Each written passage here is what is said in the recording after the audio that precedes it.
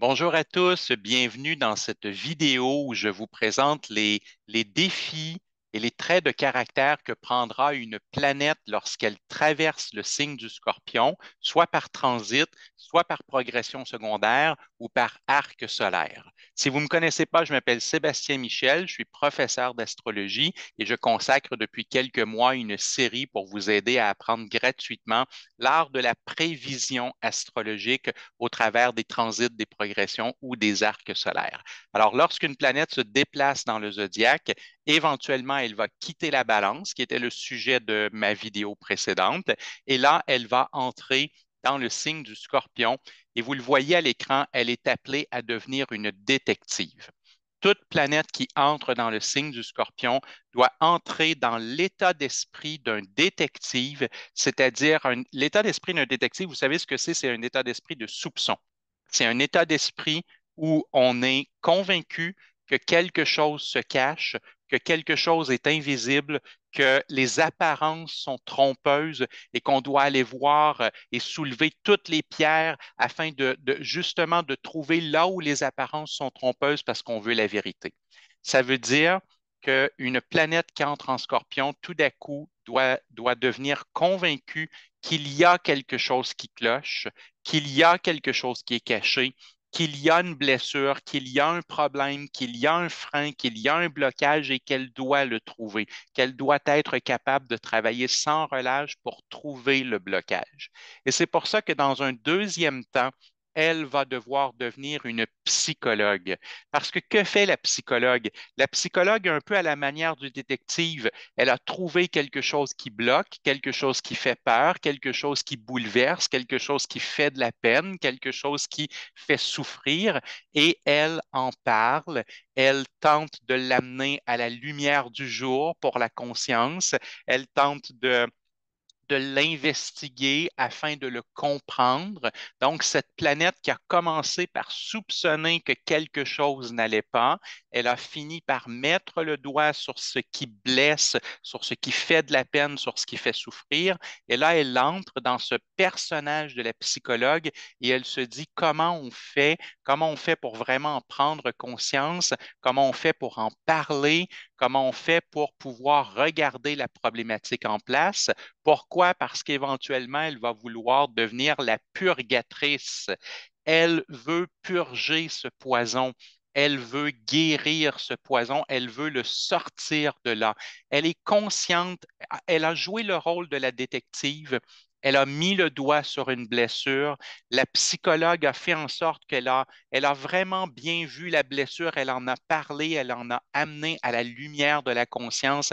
Et la purgatrice arrive pour dire, ben, maintenant qu'on a vu ce poison en face de nous, ce problème en face de nous, cette peur, ce bouleversement, ce blocage, cette blessure, maintenant on peut la purger. Maintenant, on peut la sortir définitivement et ça va l'amener à incarner en tout dernier lieu le phénix. Avez-vous déjà entendu parler de cet animal mythique, le phénix? C'était un animal qui devait, pour se reproduire, il devait brûler parce qu'en brûlant et en se détruisant complètement, il pouvait renaître de ses cendres.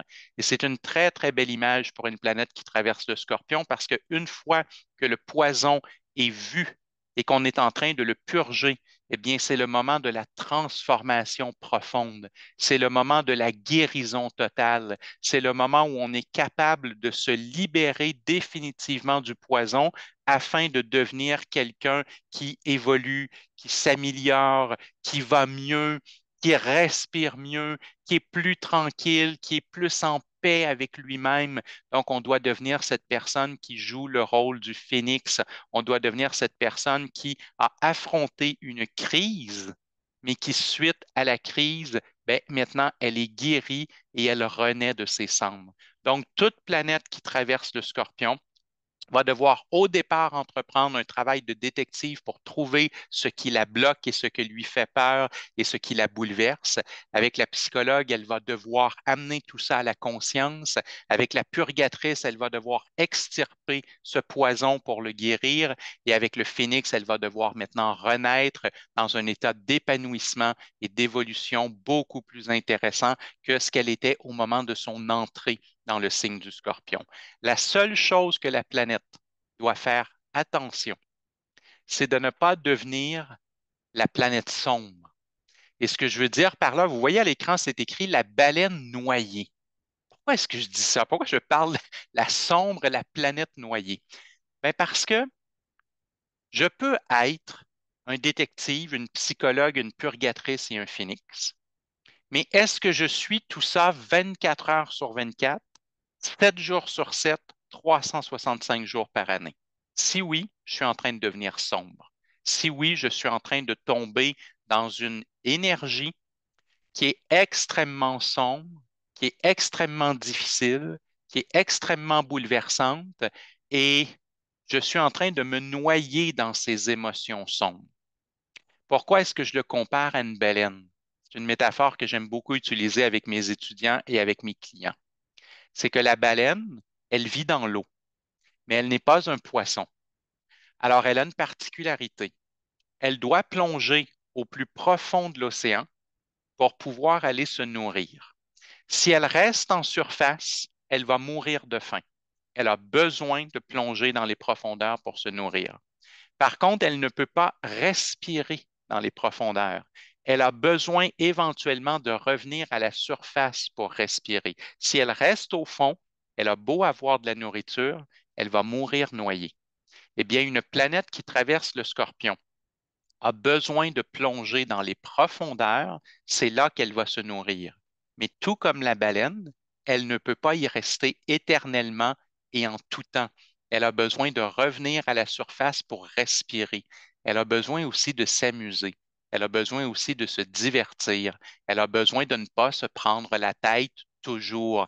Elle a besoin d'avoir des moments de calme, de repos, où elle laisse tout ce matériel quand même exigeant de côté pour simplement se détendre. Si elle fait ça, si elle a des périodes où elle plonge dans les profondeurs comme la baleine pour se nourrir, et si elle a des périodes où elle remonte à la surface comme la baleine pour respirer, eh bien, son défi de cette planète qui traverse le Scorpion va être réussi et la personne va être très heureuse et ça sera une traversée salvatrice et transformatrice.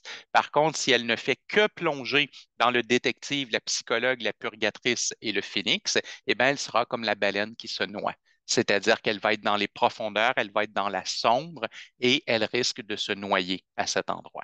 Alors, j'espère que vous avez apprécié cette vidéo. En passant, pour ceux qui veulent aller plus vite, pour ceux qui aimeriez tout de suite connaître les grandes définitions de toutes les planètes en transit, en progression secondaire, de tous les signes en traversée de transit, de progression secondaire, d'arc solaire, toutes les maisons en traversée de transit, de progression et d'arc secondaire solaire, eh bien, vous pouvez cliquer sur le i qui apparaît au bout de mon doigt et vous allez télécharger un guide PDF gratuit qui vous donne tout ce matériel-là. Et si jamais il n'y a pas de i au bout de mon doigt, pas de souci, pas d'inquiétude, c'est peut-être que vous n'êtes pas sur avec le bon appareil ou sur la bonne plateforme, c'est pas grave parce que dans le texte qui accompagne cette vidéo, je vais mettre le lien. Alors, peu importe que vous ayez cliqué sur le i ou que vous cliquez sur le texte qui accompagne cette vidéo, vous allez être amené à une page qui va vous permettre de télécharger ce guide gratuit dans lequel je donne toutes les définitions des planètes, des signes et des maisons en mode prévisionnel. J'espère que vous allez apprécier ce guide et que ça va vous aider à mieux interpréter vos transits, vos progressions ou vos arcs solaires. Eh bien, moi, dans quelques semaines, je vous retrouve avec le prochain signe parce que toute planète qui traverse le Scorpion, un jour va en sortir et va entrer dans le signe du Sagittaire. Alors, dans quelques semaines, on se dira ce qui arrive lorsqu'une planète traverse le Sagittaire. En attendant, je vous souhaite une bonne fin de journée et à bientôt.